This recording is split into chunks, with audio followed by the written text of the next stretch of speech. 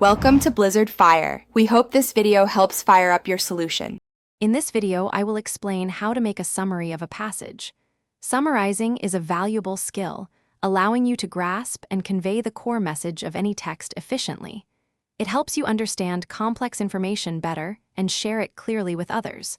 We will go through 4 simple steps to help you master this technique, ensuring your summaries are always effective and to the point. Let's begin. The first crucial step is to read the passage carefully, perhaps even 2 or 3 times. Focus on understanding the central theme and what the author is trying to communicate. As you read, actively look for the main ideas.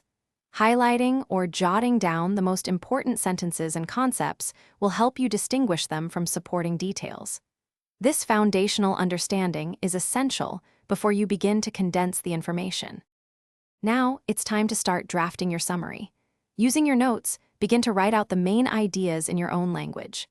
Avoid copying phrases directly from the original text. Focus on connecting these key points smoothly, creating a logical flow that accurately reflects the passage structure. Your draft should be a concise version of the original, capturing all essential information without unnecessary elaboration. The final step involves refining and reviewing your summary. Read through your draft to ensure it is clear, concise, and free of errors. Compare it against the original passage to confirm that all main points are included and accurately represented. Make sure you have not introduced any personal opinions. A good summary is usually about 1/4 to 1/3 the length of the original text, providing a brief yet comprehensive overview. Thanks for watching. If you found this helpful, don't forget to like and subscribe.